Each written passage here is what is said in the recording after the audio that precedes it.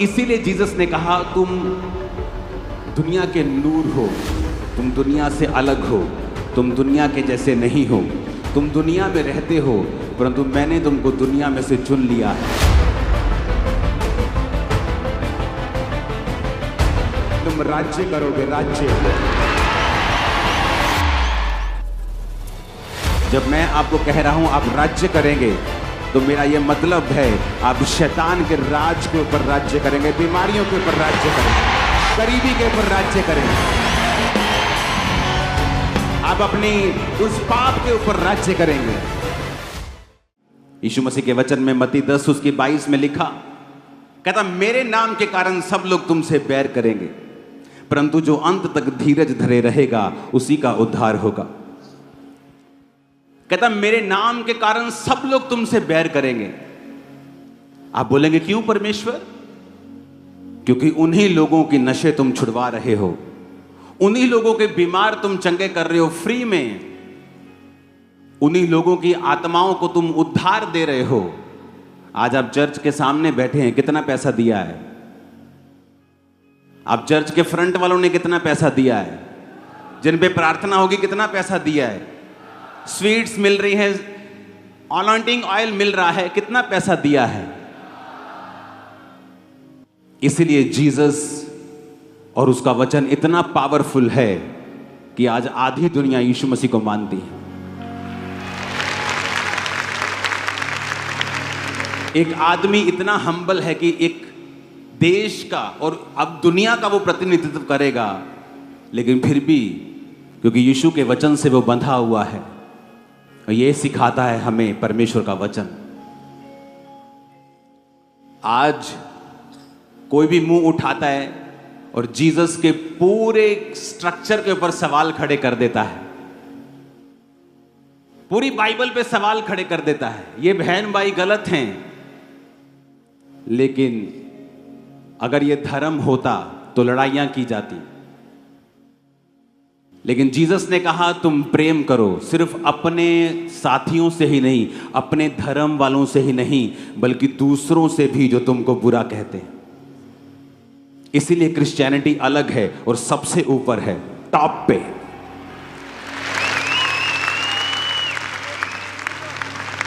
क्योंकि अगर लड़ाई करनी हो तो जब कोई व्यक्ति बोलता है कि पूरी बाइबल ही गलत है तो इमेजिन करो क्या हालत हो जाएगी।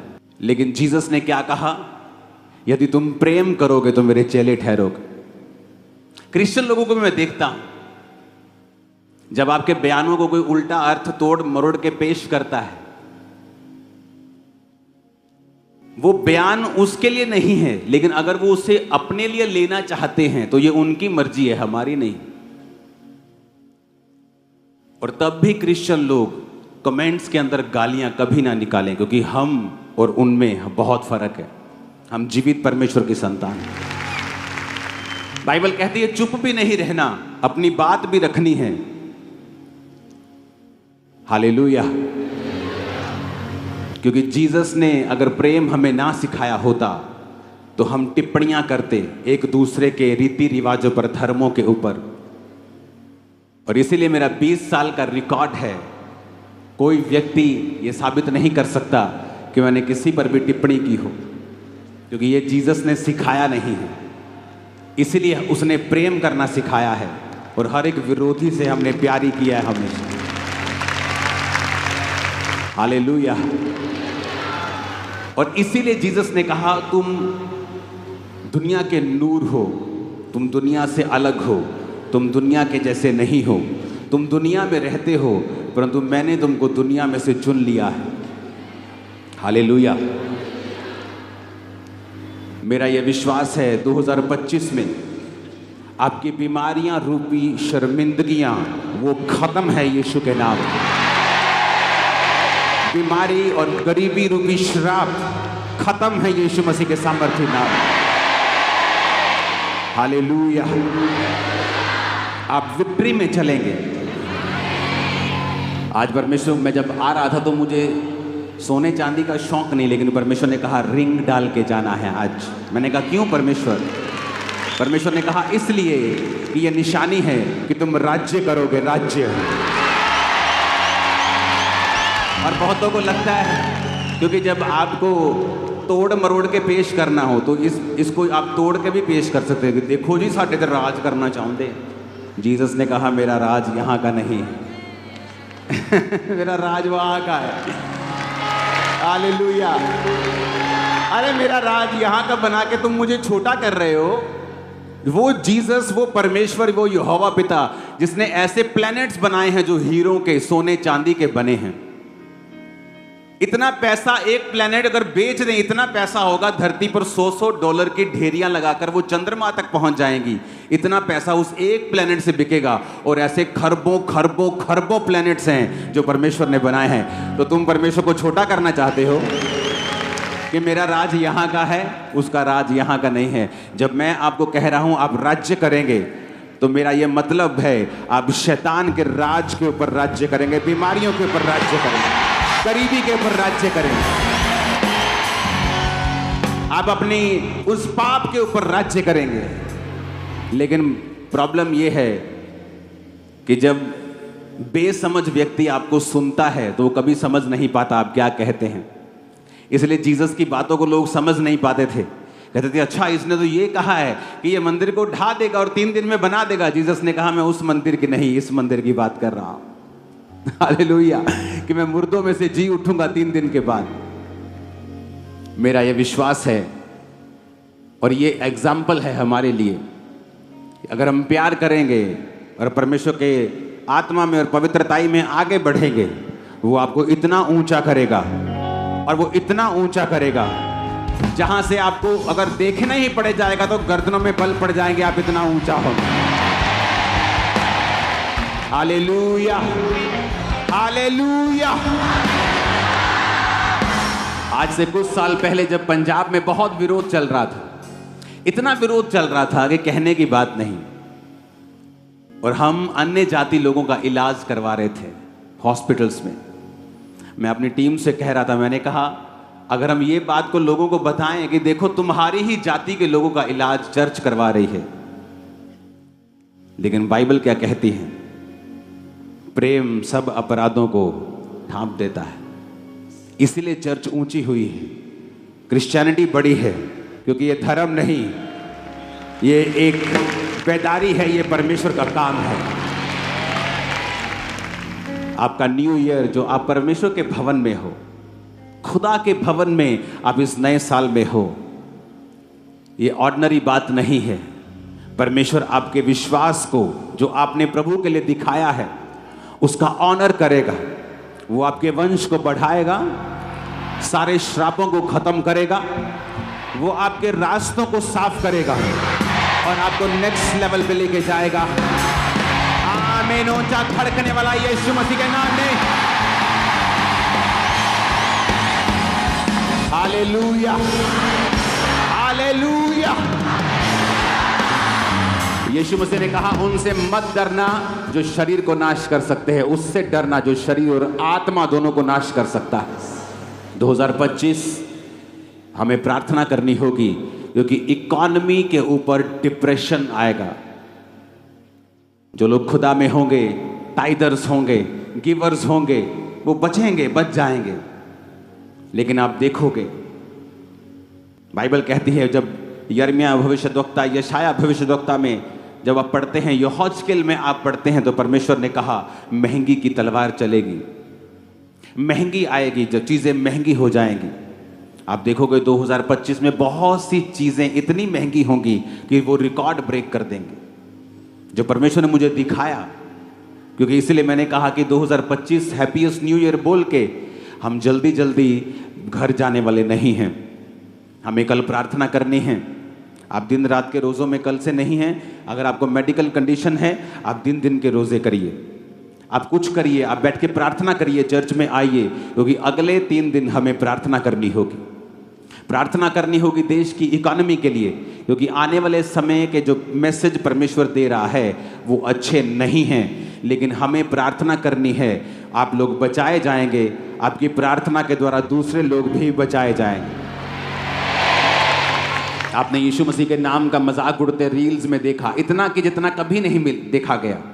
आपको क्या लगता है अगर क्रिश्चियंस कुछ नहीं कहेंगे तो क्या परमेश्वर कुछ नहीं कहेगा? मैंने लोगों को रोते हुए देखा है 2025 में, क्राई करते हुए देखा है, ऐसे ट्रबल्स में देखा है यंग लोगों को जो पहले उनकी लाइफ में कभी उन्होंने एक्सपेक्ट नहीं किए थे। तो हमें प्रार्थना करनी है कि परमेश्वर की सच्चाई उन लोगों के ऊपर जाहिर हो और वो लोग भी बचाए जाएं। आमीन। हमें प्रार्थना करनी होगी देश के लिए, हमें प्रार्थना करनी होगी आने वाले समय में पंजाब के लिए, क्योंकि शांति को बनाए रखने के लिए आपको प्रार्थना करनी होगी। हालेलुया। हमें प्रार्थना करनी होगी आने वाले समय के यूथ के लिए, क्योंकि जितना वो बिगड़ा हुआ आपको 2025 में दिखेगा, आपने लाइफ टाइम में कभी नहीं देखा होगा। इसलिए मैं कह रहा हूं कि हैप्पीएस्ट न्यू ईयर सिर्फ हैप्पीएस्ट न्यू ईयर बोलने से या मैसेज फॉरवर्ड करने से नहीं हो जाता। हमें परमेश्वर का आत्मा दिखाता है और समझाता है आपको क्या करना है, आपको क्या बोलना है, क्या आपको प्रार्थना में परमेश्वर से कहना है, प्रभु क्या कह रहा है आपको, और उसके अनुसार आपको प्रार्थना करनी है। इसलिए चर्च बनाई गई है। चर्च का मकसद सिर्फ आकर बरकत लेना नहीं होता। मैं बहुत सारे लोगों को बोलता हूं, जब वो आके बोलते हैं कि हम बड़ा स्ट्रगल कर रहे थे, हमसे हो नहीं पा रहा था, लेकिन अब प्रभु ने हमें ग्रेस दी है, अब हम आपकी चर्च में आते हैं और सब रुकावटें दूर हो गई हैं। तो मैंने कहा ये कौन सी बड़ी बात है, अभी तो पहला स्टेप हुआ है, अभी तो आप सिर्फ चर्च में आए हैं, तो कौन सी बड़ी बात है। अब चर्च में आकर आपने परमेश्वर के लिए क्या किया है, आपने कौन सी सेवा में हिस्सा लिया है? क्या आप सुसमाचार टीम के हिस्सेदार हैं? क्या आप पम्फलेट्स बांटने जाते हैं? क्या आप बीज बोते हैं? क्या आप प्रार्थनाएं करते हैं? क्या आप फास्टिंग करते हैं? क्या करते हैं आप? क्योंकि जब आप एक चर्च में शामिल होते हैं, आपको उस चर्च के दर्शन में शामिल होने के लिए परमेश्वर बुलाता है। इसीलिए बहुत से लोग बरकत नहीं पा पाते जो अलग अलग चर्चिस में जाते हैं। क्यों? क्योंकि अलग अलग चर्चिस में जाने से आप कहीं पर भी एक टिकाऊ जिंदगी नहीं ले पाते।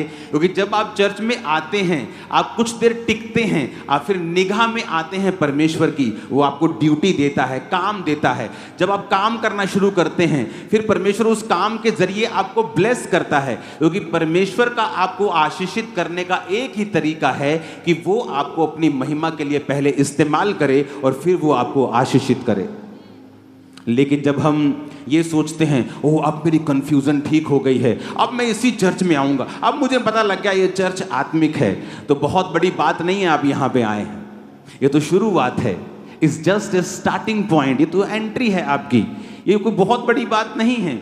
अभी आप आएंगे, उस दर्शन में शामिल होंगे, आपको मालूम होगा परमेश्वर क्या चाहता है। वो चाहता है मैं प्रार्थना करूं, वो चाहता है कि मैं अपने पास्टर के लिए, अपनी चर्च के लिए प्रार्थना करूं। वो अलग अलग आपको ड्यूटीज देता है, और जब आप उन ड्यूटीज में शामिल होते हैं तब परमेश्वर आपको आशीषित करता है। इसलिए मैं कहता हूं कि सिर्फ बिलीवर बन के चर्च में कभी मत आओ, चर्च के हर काम में आपका एक्टिव हिस्सा होना चाहिए।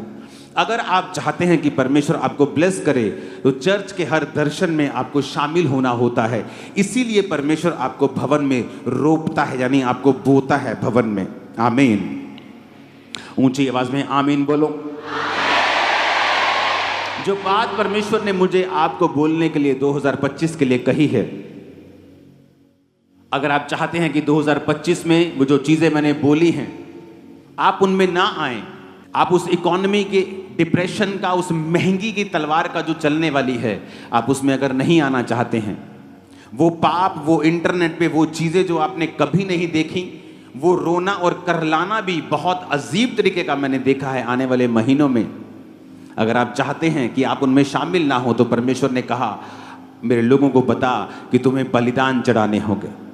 पुराने नियम में बलिदान चढ़ाए जाते थे, लेकिन नए नियम में अलग बलिदान चढ़ाए जाते हैं। दूसरा राजाओं 17 उसकी 36 में लिखा, परंतु यहोवा जो तुमको बड़े बल और बढ़ाई हुई भुजा के द्वारा मिस्र देश से निकाल ले आया, उसी का तुम भय मानना, उसी को दंडवत करना और उसी की बलि चढ़ाना। परमेश्वर ने कहा उसको बलि चढ़ाना, बलिदान करना। जब भी आप प्रभु के सामने, प्रभु बुलाता था कि तुमने पाप किया है, आ जाओ पाप बलि लेके आओ। कभी नहीं कहता था कि आके सॉरी बोल दो, सॉरी गॉड, सॉरी परमेश्वर। परमेश्वर कहता है सॉरी बोलना है, बलिदान लेके आओ, साथ में मेल मिलाप करना है, बलिदान लेके आओ। बैल लेके आओ, भेड़ लेके आओ, उसे चढ़ाओ। लेकिन नया नियम में बाइबल कहती है प्रभु यीशु मसीह एक ही बार कुर्बान होके हमारे लिए बलि चढ़ गया। अब हमें उन कुर्बानियों की जरूरत नहीं कि हम भेड़े और बैलों को लेके जाएं। लेकिन अभी भी बलिदान की व्यवस्था चेंज नहीं हुई है। लेकिन अब कौन से बलिदान है जो परमेश्वर चाहता है हम चढ़ाएं? वो बलिदान हमें नया नियम में मिलते हैं। पहला पत्रस 2:5 में लिखा है, तुम भी आप जीविते पत्थरों के समान आत्मिक घर बनते जाते हो, जिससे याजकों का पवित्र समाज बनकर ऐसे आत्मिक बलिदान चढ़ाओ जो यीशु मसीह के द्वारा परमेश्वर को ग्रहण योग्य हो। कहता आत्मिक बलिदान चढ़ाओ। पहले तुम परमेश्वर बकरों को, बैलों को मांगता था कि अगर तुम्हें पाप बलि चढ़ानी है बैल लेके आओ, भेड़ लेके आओ। होम बलि चढ़ानी है, मेल बलि चढ़ानी है, बैलों और बकरों को वो लेके जाते थे। लेकिन जीसस ने एक ही बार अपने आप को चढ़ाया, अपना लहू लेके पिता के सामने गया और हमारे लिए एक ही बार वो कुर्बान हुआ। लेकिन बलिदान बदले नहीं हैं। हाँ, उनका रूप बदल गया है। अब परमेश्वर कहता है ऐसे आत्मिक बलिदान चढ़ाओ जो परमेश्वर को ग्रहण योग्य हैं। रोमियो 12:1 में लिखा है, इसलिए हे भाइयों मैं तुमसे परमेश्वर की दया स्मरण दिलाकर विनती करता हूं कि अपने शरीरों को जीवित, पवित्र और परमेश्वर को भावता हुआ बलिदान करके चढ़ाओ, यही तुम्हारी आत्मिक सेवा है। वो कहता है अपने शरीरों को जीवित चढ़ाओ परमेश्वर के सामने। इन्हें अपवित्र मत करो, इन्हें व्यभिचार में मत लगाओ, इन्हें ब्लू फिल्में देखने में मत लगाओ, इन्हें नशे करने में मत लगाओ। अपने शरीर को जीवित रखो परमेश्वर के लिए और पवित्र करके परमेश्वर को भावता हुआ बलिदान करके कहता उसे परमेश्वर को चढ़ाओ, यही तुम्हारी आत्मिक सेवा है। परमेश्वर ने मुझसे डायरेक्ट कहा है, अगर आप सिंपल बिलीवर हैं, just you are a believer, कोई खास आपकी प्रार्थना नहीं है, just you are a believer, आप जीसस में बिलीव करते हैं, मैं आपको बता रहा हूं, शैतान जो सोच के बैठा है 2025 में, जिस तरह से इंटरनेट के ऊपर महंगी के द्वारा, महंगाई के चीज़ों के द्वारा, इकोनॉमिक डिप्रेशन के द्वारा वो जिस तरह से सोच के बैठा है, मैं आपको बता रहा हूं, आपको परमेश्वर की जरूरत हर साल बढ़ती जाएगी। यीशु मसीह ने कहा कि अपने शरीर को भावता हुआ बलिदान करके चढ़ाओ। भजन संहिता 4:5 में लिखा है, धर्म के बलिदान चढ़ाओ और यहोवा के ऊपर भरोसा रखो। आत्मिक बलिदान चढ़ाओ और यीशु मसीह के द्वारा जो परमेश्वर को ग्रहण योग्य हो। अगर आप सिंपल विश्वासी हैं तो मैं आपको एक सलाह देना चाहता हूं, आपका भाई होने के नाते, आपका आत्मिक अगुआ, आपका स्पिरिचुअल फादर होने के नाते मैं आपको एक सलाह देना चाहता हूं कि 2025 को अगर हैप्पीएस्ट करना है तो आप बलिदानों को चढ़ाना शुरू कर दें। वो बलिदान मेरे शरीर का है। एक नशा करने वाला व्यक्ति नहीं कह सकता कि मेरा शरीर को मैं मन भावता हुआ बलिदान करके यहोवा को चढ़ा रहा हूं। एक व्यभिचारी व्यक्ति नहीं कह सकता कि मैं अपने शरीर को बलिदान करके परमेश्वर को चढ़ा रहा हूं। परमेश्वर ने कहा तुम्हें आत्मिक बलिदान और धर्म के बलिदान चढ़ाने होंगे। वो बैल और बकरों की बलियां नहीं होंगी, परंतु वो तुम्हारी जिंदगी होगी, तुम्हारे समय का बलिदान होगा, तुम्हारी इच्छाओं का बलिदान होगा। कि अगर परमेश्वर ने कहा है मुझे पवित्रताई में रहना है, मसीह में आने से पहले, बहुत पहले, मैं एक लड़की को पसंद करता था अपने स्कूल टाइम में, और मैं हमेशा परमेश्वर को बोलता था कि परमेश्वर मेरी उसके साथ मैरिज क्यों नहीं करवाता तू। और कोई प्रॉब्लम नहीं थी, सब कुछ सही था। लेकिन जब मैं मसीह में आया मुझे मालूम हुआ कि मेरी लाइफ में परमेश्वर नहीं चाहता था कि मैं संसारिक लव में पढ़ूं। अगर मैं वो पढ़ता मुझे इतनी अच्छी वाइफ कभी नहीं मिलती। कई बार आप कंप्लेंट करते हैं कि परमेश्वर जिसे मैं पसंद करता हूं वो क्यों मेरी जिंदगी में नहीं है, जबकि वो आपकी जिंदगी में अगर आ जाए, मैं आपको बता दूंगा, आपकी जिंदगी नरक हो जाएगी, क्योंकि आप नहीं जानते फ्यूचर में क्या रखा है। आज मैं 2 दिन से परमेश्वर की प्रेजेंस में हूं तो भी आपने चर्च की व्यवस्थाएं देखी, कौन संभाल रहा है? मेरी वाइफ संभाल रही, मेरी टीम संभाल रही है। आपने प्ले देखा, उसका डायरेक्टर मेरी वाइफ है।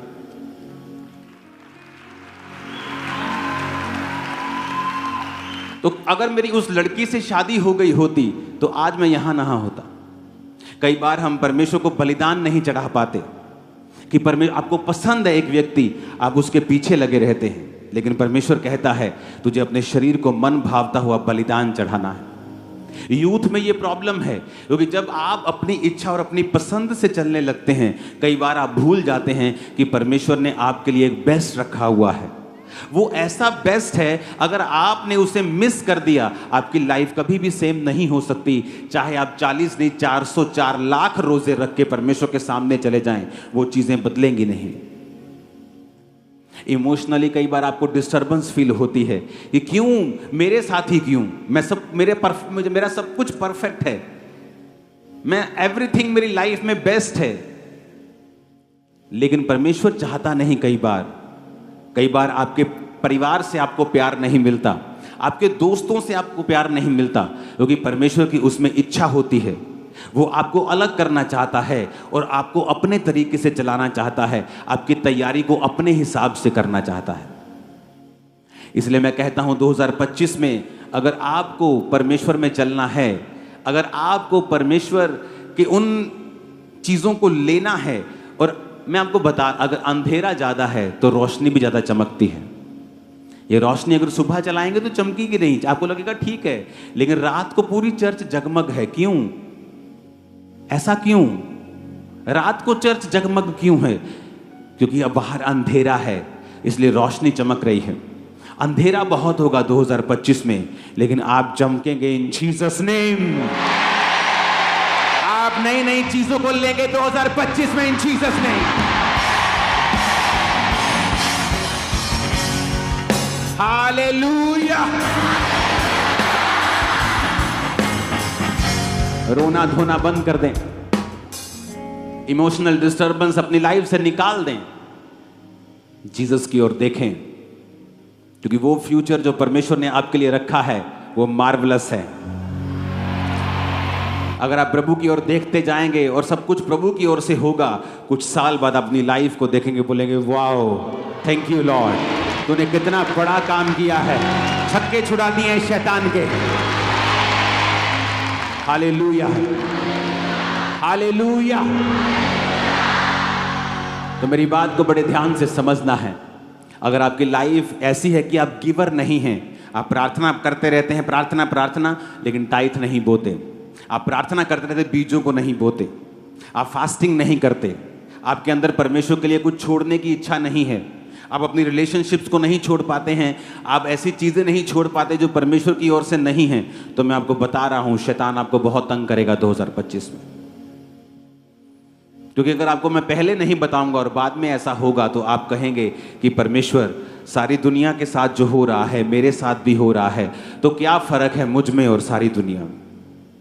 लेकिन इसीलिए मैं कह रहा हूं कि कोई मूर्ख ही होगा जो इस मीटिंग 24 नाइट की मीटिंग को मिस करेगा, क्योंकि आप उस ग्रेस को आज लेके जाएंगे, आप प्रभु में चल पाएंगे, उसमें आगे बढ़ पाएंगे, आप देखेंगे परमेश्वर के कामों को अपनी जिंदगी में किस तरह से प्रभु का आत्मा कर रहा है। Hallelujah, hallelujah.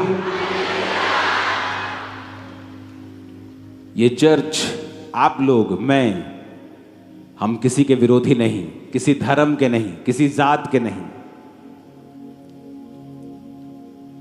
क्योंकि परमेश्वर का राज्य यहां का नहीं है। लोग मुझे फॉरेन में पूछते थे क्या आप खालिस्तान को समर्थन करते हैं, क्या आप ऐसे हैं? मैंने कहा मैं किसी के खिलाफ नहीं हूं, क्योंकि मेरा राज्य, यीशु का राज्य यहां का नहीं वहां का है। हम उधर लेके जा रहे लोगों को अनंत जीवन की ओर, यहां नहीं। आमीन। ये परमेश्वर है हमारे बीच में,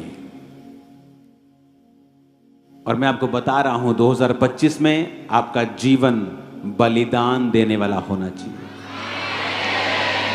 जीसस को आपकी जान का बलिदान नहीं चाहिए, आप जीवित रहेंगे, सारी उम्र भोग के जाएंगे। जीसस ने अपना बलिदान दे दिया है, आपके बलिदान की उसको जरूरत नहीं, लेकिन कहता आत्मिक बलिदान चढ़ाओ,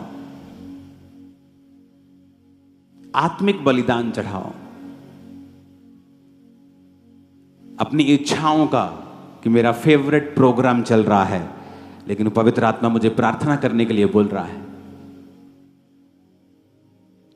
मैं पूरी दुनिया घूम सकता हूं, लेकिन आप इमेजिन भी नहीं कर सकते, अगस्त से मैं अपने घर से निकला नहीं हूं, दिसंबर आ गया, दिसंबर छोड़ो अब तो जनवरी शुरू हो गया। आपके बीच में रहा हूं मैं 6 महीने, एक दिन भी मैं कपड़ा लेने के लिए भी अपने घर से नहीं निकला, क्योंकि अगर जिम्मेवारी आपकी बड़ी होती है, आपको सिस्टम बनाना पड़ता है, मुश्किल होता है, लेकिन आदत पड़ जाती है, और जब रिजल्ट आता है आप बोलते हैं ये कुछ भी नहीं, खुदा ने जो किया है बहुत बड़ा है, इट्स नथिंग। लोग सारी उम्र मेहनत करते हैं, उनको कुछ नहीं मिलता, लेकिन खुदा में की गई मेहनत कभी व्यर्थ नहीं जाती। हालेलुया। आपको 2025 में अगर खुश रहना है तो आपकी लाइफ बलिदानों वाली होनी चाहिए। क्यों यहूदी बच्चे पूरी दुनिया के बिजनेसमैन बन जाते हैं, पूरी दुनिया के बड़े बड़े बिजनेस के मालिक हैं। छोटे होते जब सिखाया जाता है, बेटा चर्च जा रहे हो, टेक 1 शकेल, ले बेटा 1 रुपया, 10 रुपये, प्रभु के घर में खाली हाथ नहीं। छोटे बच्चे को सिखाते हैं, ओ यू गॉट 10 रुपी, 10 शकेल, ओके गिव 1 शकेल टू गॉड, गिव टाइट्स। बचपन से सिखाया जाता है। जब वो बच्चे होते हैं उनको मांगना आता ही नहीं, क्योंकि बचपन से वो दे रहे होते हैं। जब वो दे रहे होते हैं, खुदा सप्लाई कर रहा होता है पीछे से।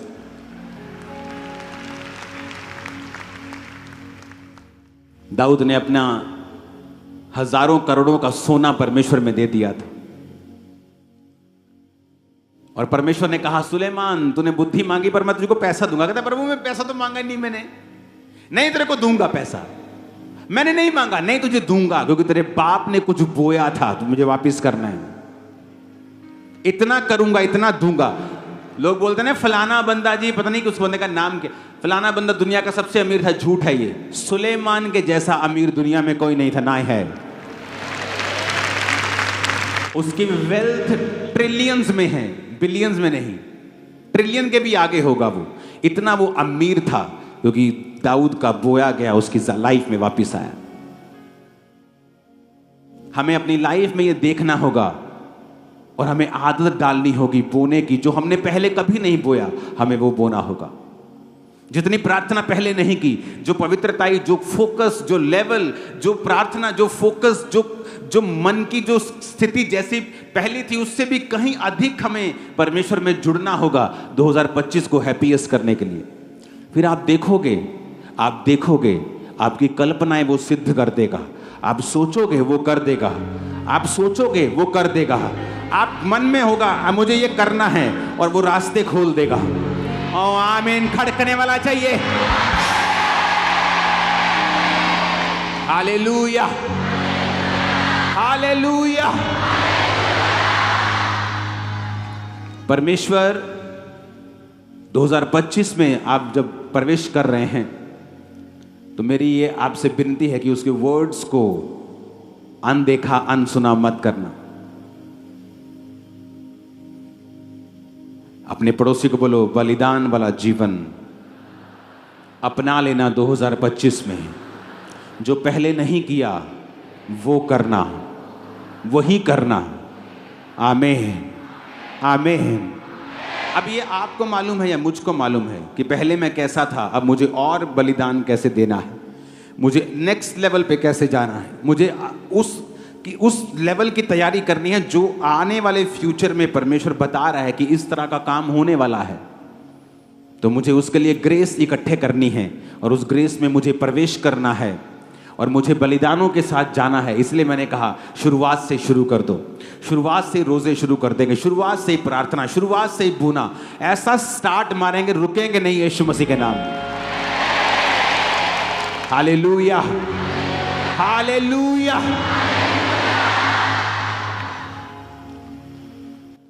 कितने मेरी बात को समझ रहे हैं? हैप्पीएस्ट करना है न्यू ईयर। बलिदान, पड़ोसी को बोलो कौन सा बलिदान? शरीर का नहीं, तेरे लहू का नहीं, आत्मिक बलिदान,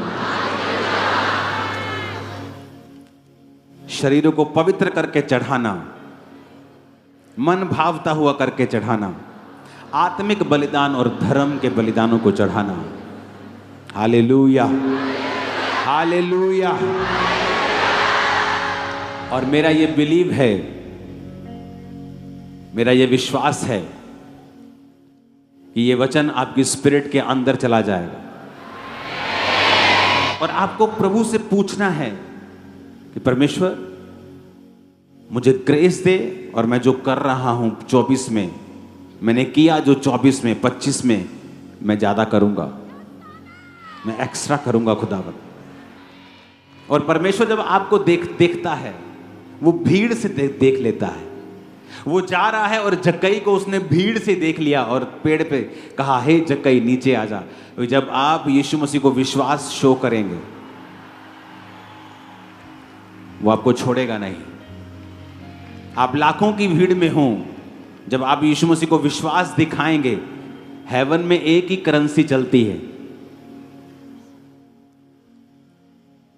वो विश्वास की है। आमीन। परमेश्वर के गहरे वेदों को परमेश्वर के दास के द्वारा जानने के लिए और ऐसी और नई वीडियोस को देखने के लिए हमारे YouTube चैनल को सब्सक्राइब करें और साथ में बेल आइकन को प्रेस करें ताकि ऐसी और नई वीडियोस की नोटिफिकेशन सबसे पहले आप तक पहुंच सके। जुड़े रहें परमेश्वर की हजूरी के साथ। God bless you.